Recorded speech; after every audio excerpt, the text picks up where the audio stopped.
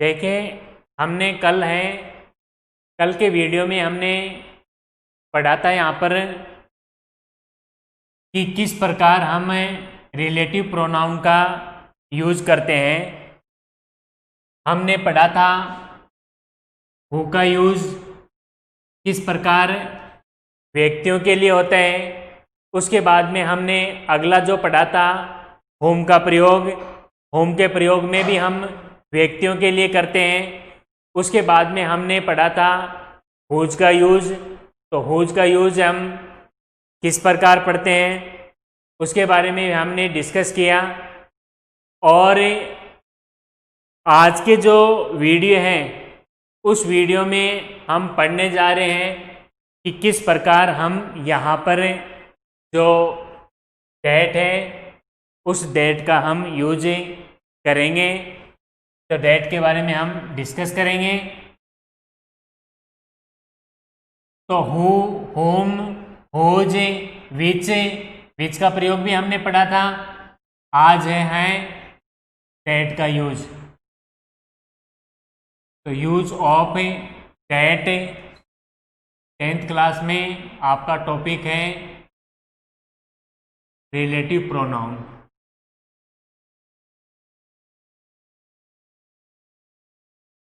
Use of that 5th number पे। तो पहली बात तो ये है, इसका रूल है डेट का यूज व्यक्तियों के लिए। डेट का यूज किसके लिए होता है? व्यक्तियों के लिए।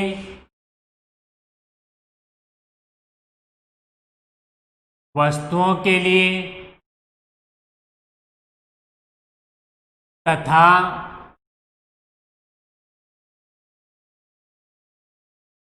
जानवरों के लिए। जानवरों के लिए किया जाता है। जानवरों के लिए किया जाता है। लेकिन ये निम्न 5 शर्तें होनी चाहिए। निम्न 5 शर्तें होनी चाहिए। अब डेट का प्रयोग हम नेम ऑफ पर्सन के लिए भी कर सकते हैं। नेम ऑफ थिंग वस्तुओं के लिए भी कर सकते हैं। नेम ऑफ पर्सन है उनके लिए भी कर सकते हैं। नेम ऑफ एनिमल्स जानवर के लिए भी कर सकते हैं। इन तीनों के लिए कर सकते हैं। यानी कहने का मतलब मेरा यहाँ पर ये है कि दैट से पहले, यानी यहाँ पर जो दैट है उस दैट से पहले एंटीसीडेंट नाउन, एंटीसीडेंट नाउन क्या होना चाहिए? पर्सन होना चाहिए। क्या होना चाहिए? थिंग हो सकती है। क्या हो सकता है? एनिमल भी हो सकता है। आगे चाहे हेल्पिंग वर्ब या वर्ब आए, चाहे यहाँ पर सब्जेक्ट आए, चाहे यहाँ पर हेल्पिंग वर्ब या वर्ब आए, इससे कोई फर्क नहीं पड़ता है। लेकिन एंटीसीडेंट नाउन यदि पर्सन और थिंग और यदि एनिमल है, पर्सन है, थिंग है, एनिमल है, तो उनसे पहले ये 5 शर्तें होनी चाहिए। कौन सी शर्तें हैं? तो शर्तें नंबर 1। कौन सी शर्तें हैं? शर्तें नंबर 1 है यदि रिक्त स्थान से पहले, रिक्त स्थान से पहले, नाउन से पहले, नाउन से पहले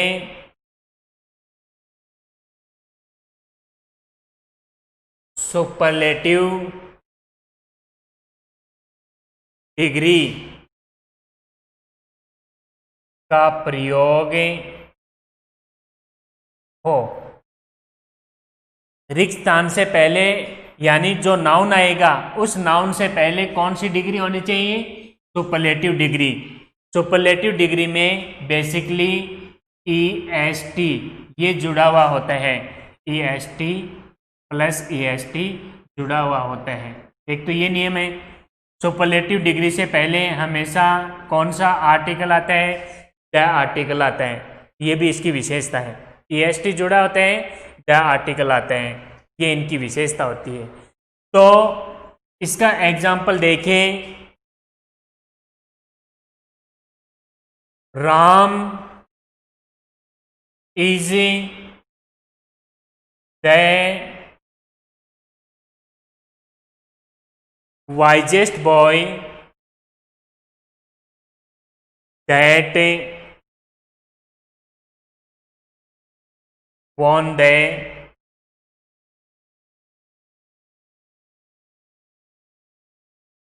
scholarship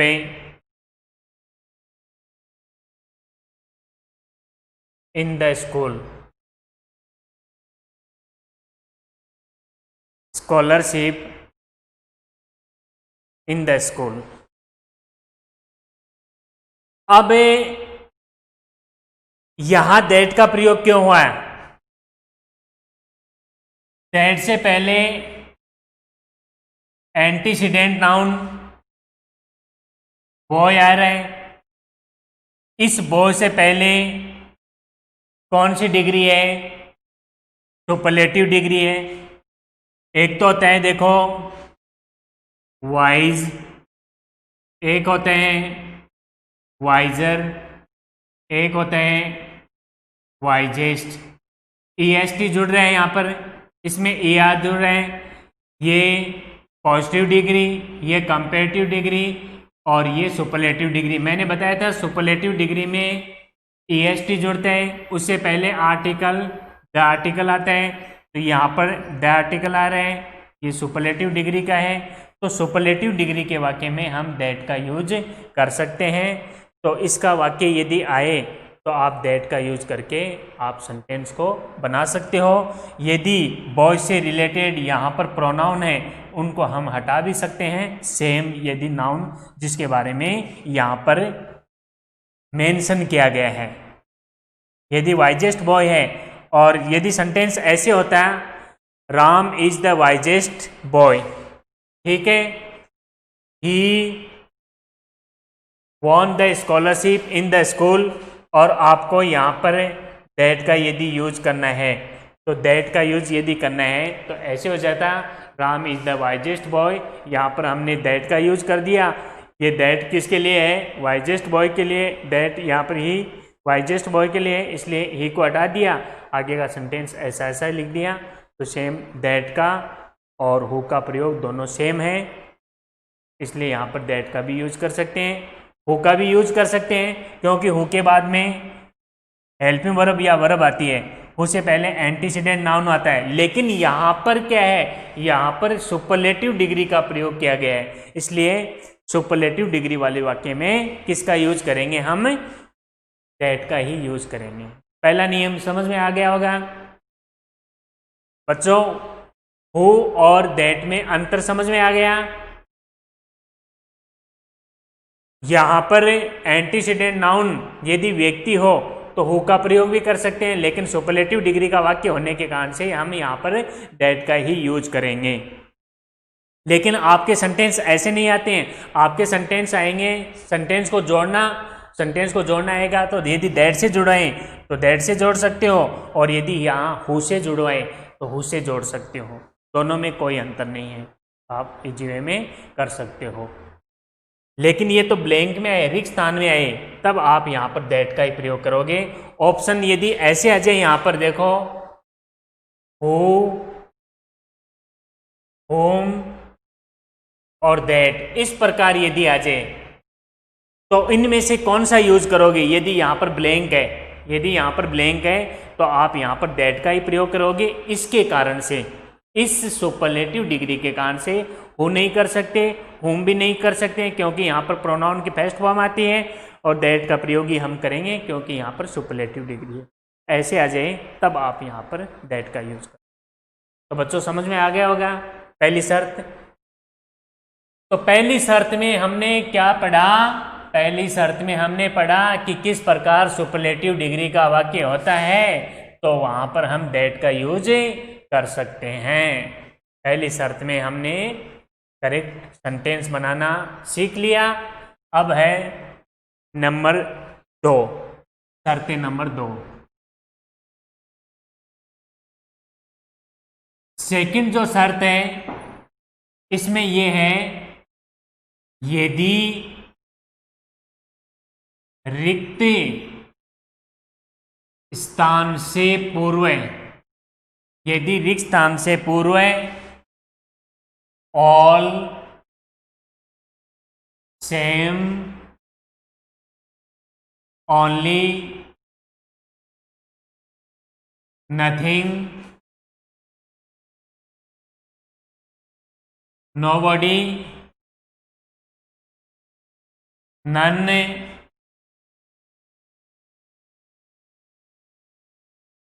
anybody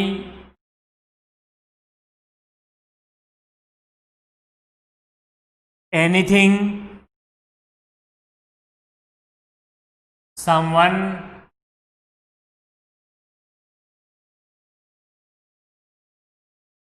somebody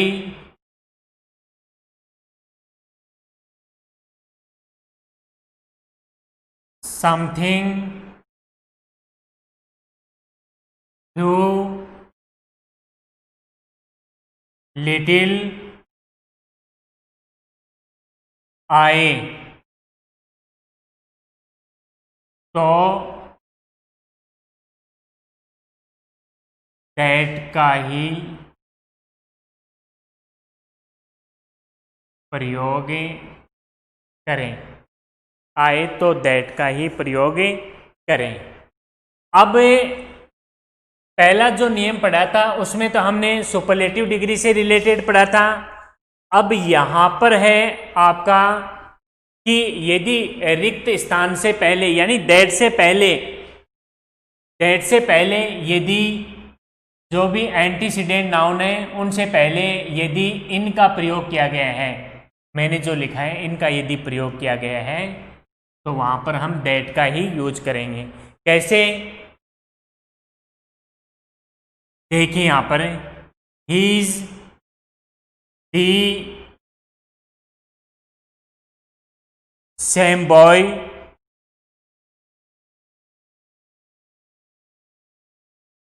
played well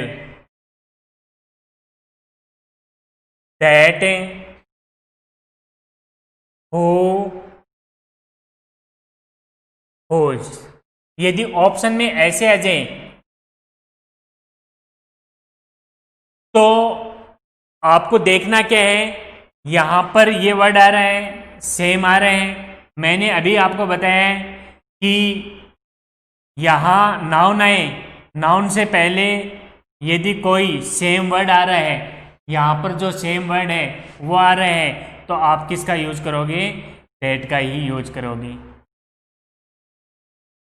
तो he is the same boy that played well.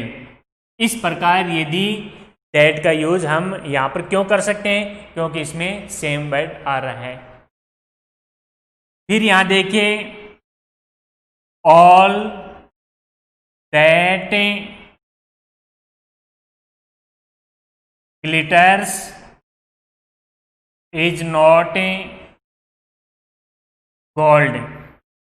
जो भी सभी चमकने वाला होता है वो सोना नहीं होता है। यहां पर देखिए हमने दैट का यूज क्यों किया? क्योंकि दैट से पहले एंटीसीडेंट नाउन क्या आ रहा है? ऑल आ रहे हैं, तो यहाँ पर ऑल का प्रयोग हो रहा है, इसलिए यहाँ पर हम दैट का ही यूज करेंगे। तो बच्चों हमने पहला नियम समझा और उसके बाद में हमने दूसरा नियम समझा कि किस प्रकार हम दैट का प्रयोग कर सकते हैं। तो दोनों नियमों में हमने डिफरेंस पढ़ा। उसके बाद में हम इससे ही रिलेटेड जो शर्तें नंबर 3 है वो हम पढ़ने जा रहे हैं कि तीसरी शर्तें हैं उसका यूज हम कैसे करेंगे। तो 2 शर्तें तो हो गई, शर्तें नंबर अब आएगी यहां पर 3।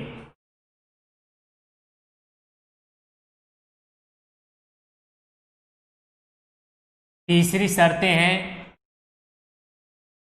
यदि रिक्त स्थान से पूर्व तो कर्ता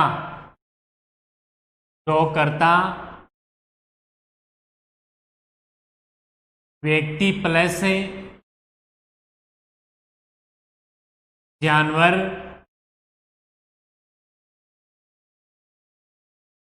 व्यक्ति प्लस वस्तु, व्यक्ति प्लस जानवर, व्यक्ति प्लस वस्तु दिया हुआ हो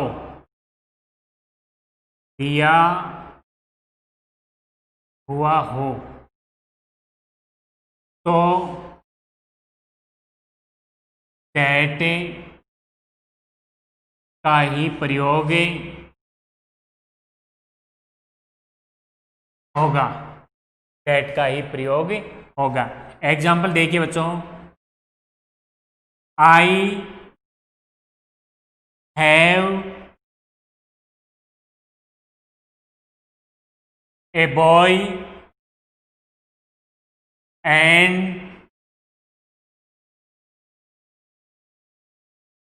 a dog. I have a boy and a dog were are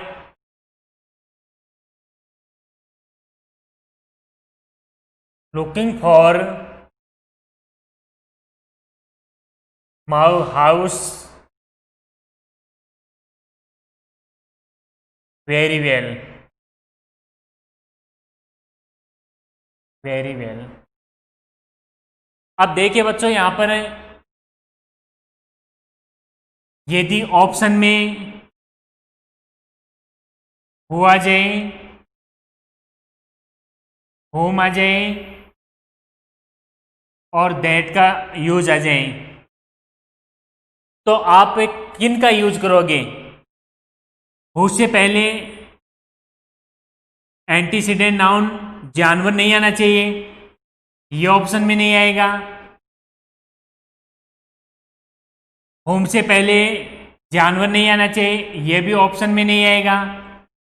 that का प्रयोग व्यक्ति के लिए भी वस्तु और जानवर तीनों के लिए कर सकते हैं। विच का प्रयोग जानवर और वस्तु दोनों के लिए कर सकते हैं। तो यहां पर दैट का ही प्रयोग क्यों होगा? क्योंकि दैट से पहले देखो एंटीसीडेंट नाउन, 2 नाउन है, एक नाउन तो ये हो गया, एक नाउन ये हो गया, ये तो व्यक्ति है, ये जानवर है। तो 2 नाउन जब एक साथ में आ जाते हैं तब हम किसका यूज करेंगे? दैट का ही प्रयोग करेंगे। तो बच्चों आपके समझ में आ गया होगा किस प्रकार तीसरी शर्तें हैं, उसके अकॉर्डिंग हम यहाँ पर दैट का यूज कर रहे हैं। तो दैट के यूज में हम तीसरी शर्त भी हमने पढ़ ली कि 2 कर्ता जब एक साथ में आ जाएं तब हम दैट का यूज करेंगे। यदि यहाँ पर सिर्फ डॉग है, आई हैव ए डॉग, यदि डॉग है तो विच का यूज भी कर सकते हैं, होम का यूज नहीं करेंगे क्योंकि ये व्यक्ति के लिए होता है और ये वस्तु और जानवर के लिए किया जाता है। तो हमने यहाँ पर दैट की तीसरी शर्तें भी पढ़ी। अब हम जो चौथी शर्तें हैं वो चौथी शर्तें हम पढ़ने जा रहे हैं। यदि वाक्य है वो इंट्रोगेटिव सेंटेंस का हो, यदि वाक्य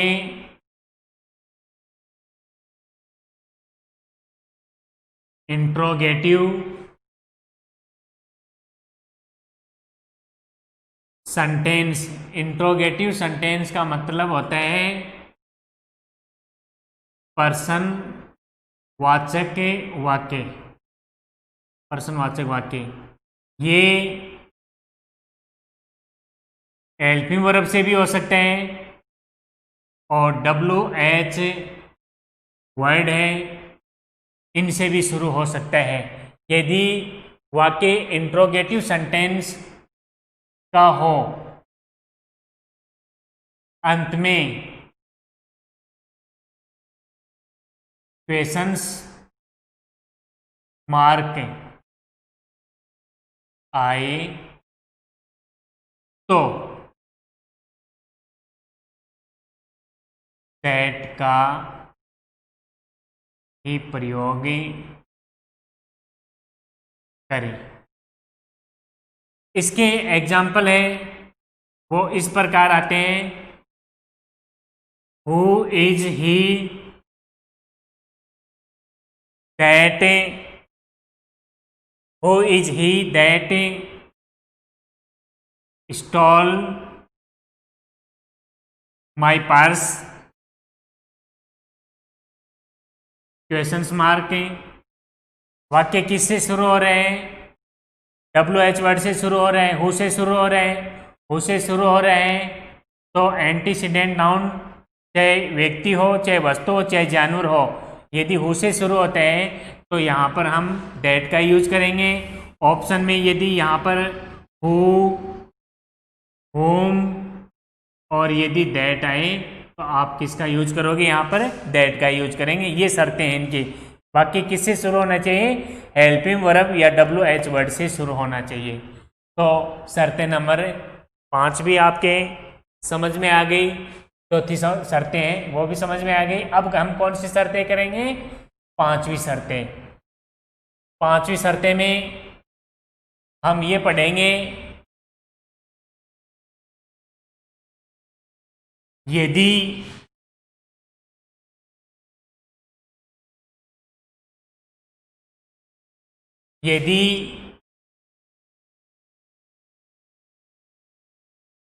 दूसरे वाक्य के अंत में, यदि दूसरे वाक्य के अंत में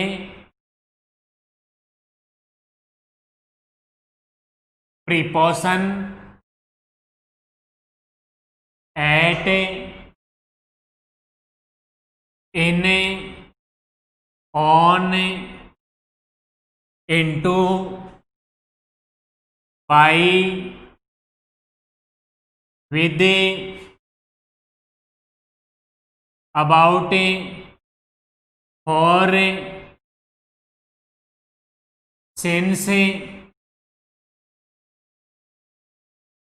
दिया हुआ हो, दिया हुआ हो तो दैट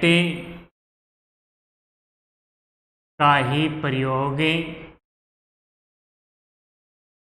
होगा। अब बच्चों देखना, आपको यह है कि यदि आप यहां पर दैट का प्रयोग कर रहे हो तो दैट से पहले एंटीसीडेंट नाउन, चाहे कुछ भी हो, चाहे व्यक्ति हो, चाहे वस्तु हो, चाहे जानवर हो, एंटीसीडेंट नाउन कुछ भी हो, लेकिन आगे के वाक्य में है ना, यहां पर आपको अंत में क्या मिलना चाहिए? प्रेपोजिशन मिलना चाहिए। तो प्रेपोजिशन जब आता है तो वहां पर आप किसका यूज करोगे? दैट का यूज करोगे। कैसे? इस एग्जाम्पल से आप इजी वे में समझ सकते हो। Ram is the best boy